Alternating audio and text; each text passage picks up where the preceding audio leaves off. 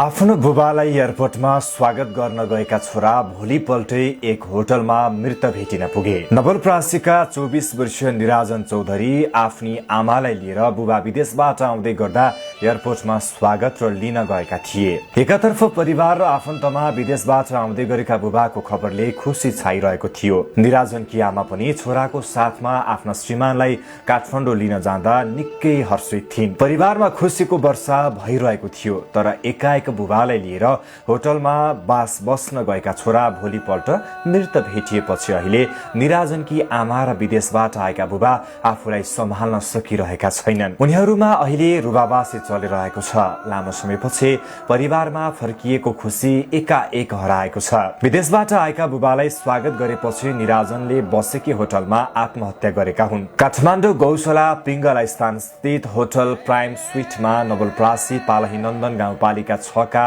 24 वर्षीय निराजन चौधरीले आत्महत्या गरेका हुन्। प्रहरीका अनुसार मलेसियाबाट फर्किएका बुबा वीरेन्द्र चौधरीलाई स्वागत गरेपछि उनी उक्त होटलको कोठा नम्बर 403 मा बसेका थिए। बुबा आमा 406 नम्बरमा थिए। बिहिबार बिहान ढिलोसम्म कोठा नखुलेपछि प्रहरीले ढोका फोडेर हेर्दा उनी आज मृत फेला परेका हुन्।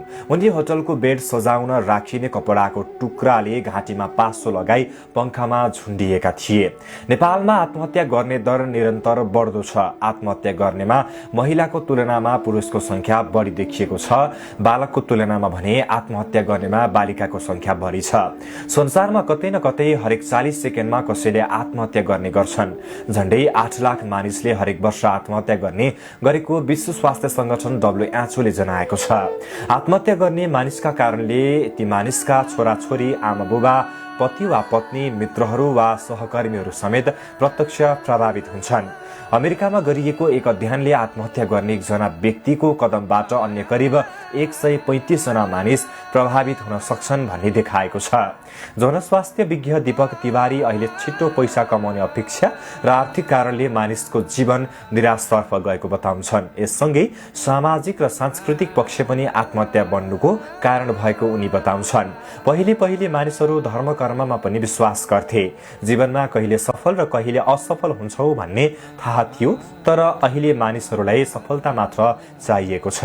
सामाजिक सम्बन्धहरू पनि कमजोर बन्दै गएका छन्। कोही कसैलाई कसैको कुरा सुन्ने फुर्सद छैन र मानसिक रोगका कारण पनि आत्महत्याको दर बढ्ने गरेको उनको अनुभव छ।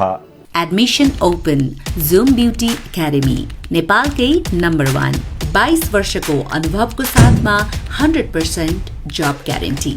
आरोग्य मालिस तेल, बाथरोग निवारण, हाड जोड्ने दुखाइ निर्मूल, लिगामेन्ट खिएको समस्याको समाधान, शरीर पोल्ने र झमझमाउनेबाट मुक्ति, युरिक एसिडको दुखाइबाट छुटकारा। अब दुखाइमा बस्नु पर्दैन।